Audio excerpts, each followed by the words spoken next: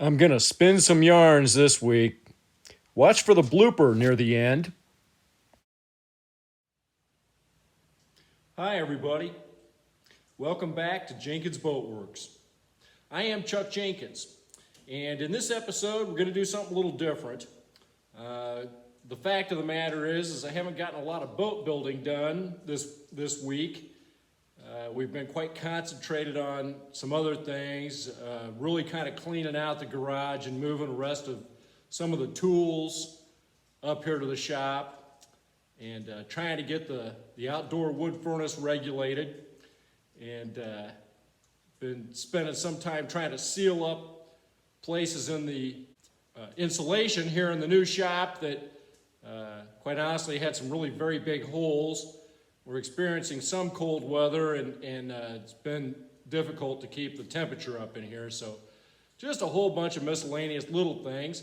And I thought, well, I've had an idea for some time to talk about just a couple of experiences that I've had that you might find of interest. One would be Enchanted, the name of the Haven that we've been building, and I'll tell the story how she got her name.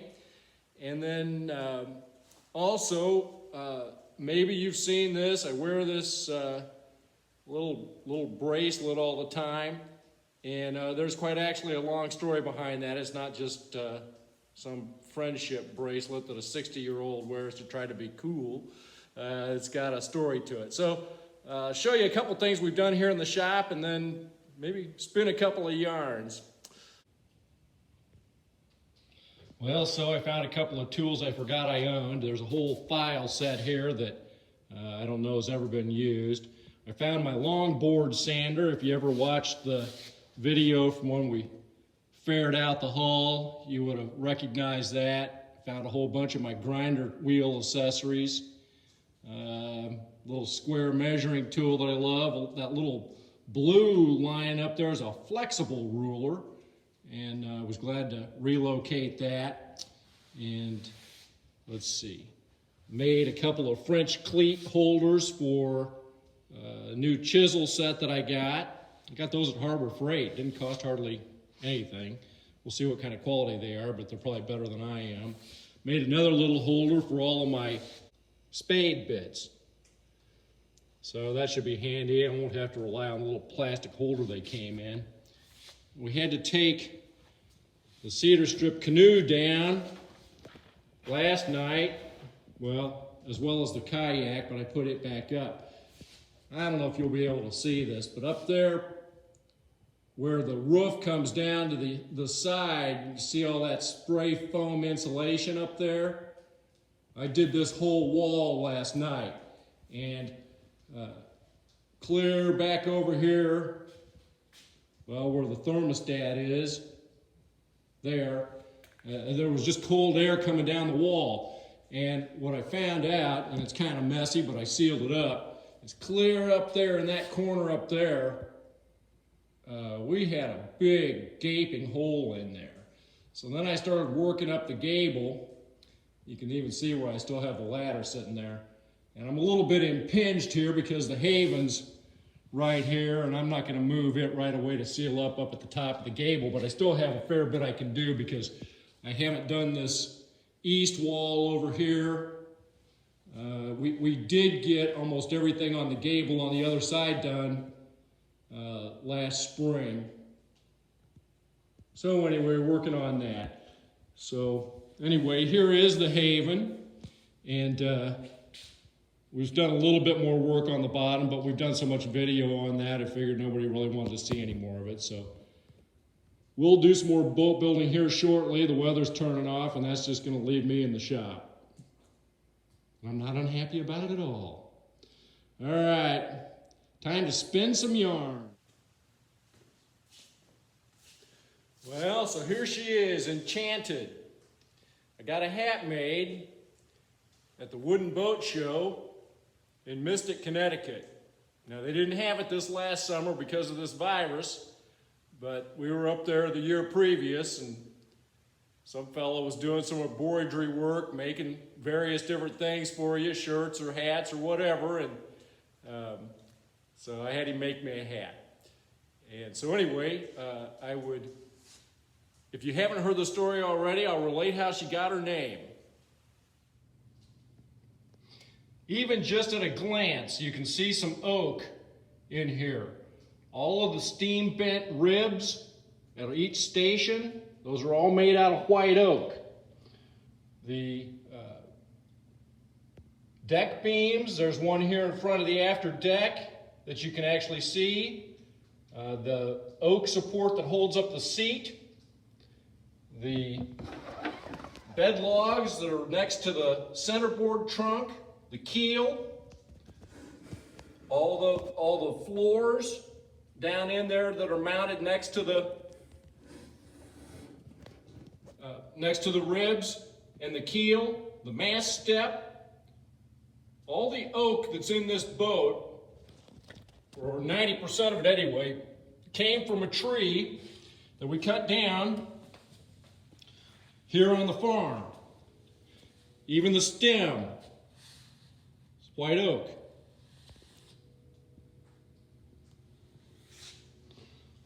The little quarter knees clear back there in the back. Little pieces of oak out of that tree.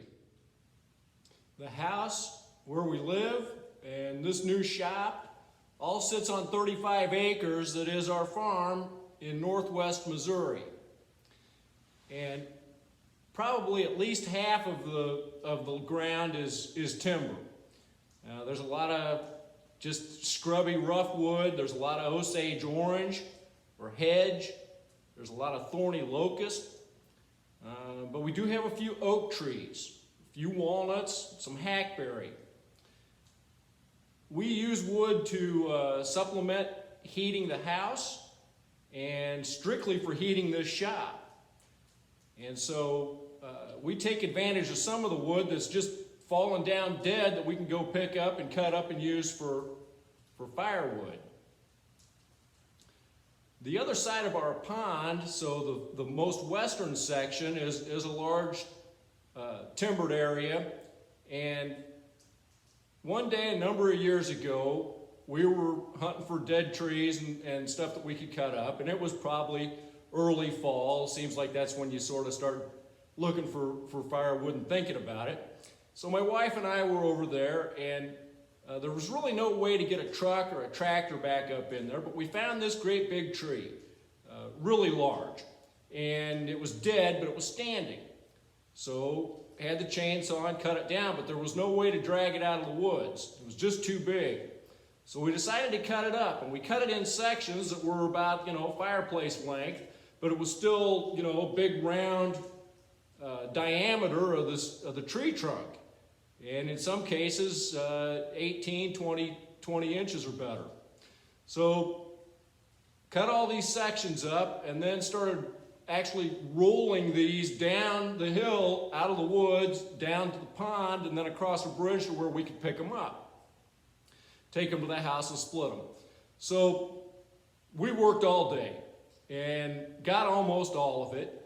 And so the next morning, I believe was a Sunday, and I said to Carrie, well, I'm going to go back over there and see if I can get the rest of that wood. And she looked at me and she said, well, if it's all the same to you, maybe you can just get that yourself, because I had enough fun in the Enchanted Forest yesterday. So that piece of ground and those trees over there have been called the Enchanted Forest ever since. Well, when we started building the Haven, I needed white oak, and you can't just go to the lumber yard and buy that. And I have a couple of white oaks over there, and we cut one down. And as I began to build the boat, I started thinking about what her name should be. And then I thought, well, I should probably call it, Jenkins Farm Boat or something similar. And then I came up with the Enchanted Forest. And that was too long, so we just stuck with Enchanted. And it seems a good name, and so I'm kind of happy about that.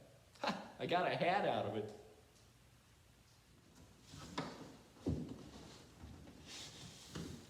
Whoa. This is my cedar strip canoe that we built a number of years ago. So anyway, so this bracelet, I mentioned this at the beginning. I picked this up, this rope up on a deserted island in the Exumas in the southern Bahamas. And I'll go ahead and make a shameless plug here, and I'll actually put in a couple of links in the description down below that you might want to check out. The southern Bahamas is one of the most beautiful places I've ever seen in my entire life. And we've been down there twice with a fellow named Dallas Knowles. And Dallas runs an outfit called Out Island Explorers. We actually are somewhat featured in a promotional video that he did. And like I said, I'll put some links in. His company takes you out either in kayaks or in 21-foot sea pearls, which are double-masted, unstayed, super big canoes, basically. And it's a rough-it trip. You leave and then you camp on a deserted island each night. You get up in the morning, pack up all your stuff, get in the Sea Pearl, and you sail to the next island. And so we sailed from Great Exuma north up to Staniel Key. There's an airport there. You get in a plane and then you fly back. And it takes, about a week to do this. And it's just an incredible trip. Well, being the Boy Scout that I am, on one particular beach, I'm gonna say it was either on Big Farmer's Key or Bitterguana, and I'm not sure which, but I found a large, long length of this rope that was just on the beach. And I just looked at it as trash or pollution, and I picked it up. And so I took the section that I picked up and I wrapped it around my wrist thinking, well, I'm just going to hang on to this until I get to a place where I can throw it away. Well, the next morning we get up to leave and we're in a little bit of a thunderstorm. But it wasn't bad enough that we were going to stay put. We figured it would blow over and we'd be able to make it to our next island that we were going to. So the wind was against us as we set off from the beach, and it seemed like the storm got worse the further out we got. Those sea pearls reefed by wrapping the sail around the mast. We had a couple of wraps in, and we got going, and it was just difficult sailing. We got away from the island just a little bit, and the outhaul on the after sail broke. So you couldn't stretch the main sail back as far as you needed to. It had no shape whatsoever. And I really wasn't sure what to do about it. And it was just me and my wife in this boat. So anyway, I remembered I had this piece of rope around my wrist, and I took it off. I tied it through the clew in the grommet in the after part of the sail and stretched it back out on the end of the boom. And it stayed there. It held the sail for the whole rest of the trip. And I told Dallas about it when we got in that night, and he thought there was some pretty quick thinking there on our part. And we've quite honestly been pretty good friends ever since that. But anyway, so I thought, well, I'm going to keep that. And for the longest time, I just had a short piece of it wrapped around my wrist and tied in a knot. At a point, my wife went to the jeweler and got a little silver anchor and kind of had it prettied up. And so I've worn it ever since. We were supposed to go back down there and do a trip with our group that we did the last time. We were kind of having a reunion, and that was going to happen in April. But the virus screwed us up out of it. We didn't get to go. So hopefully we'll get to plan another trip and get back down there maybe this next spring. But anyway, that's about all I've got for this week. Hope maybe you enjoyed something a little bit different. We'll get back to finishing up on the Haven here pretty soon. I did get the strong back out. I'm going to start working on a cedar strip canoe that I promised my daughter as a wedding present. And so that's going to be the next thing that we'll get into. But if you haven't already, like the video, or if you're not subscribed, please do. Click the little bell and you can get notifications when the next video is coming out. So anyway, until next time, Stay safe, stay well, and we'll see you around. Those sea pearls reef by wrapping the sail around the mast, so and there's the blooper reel. Thanks for watching. We'll see you next time.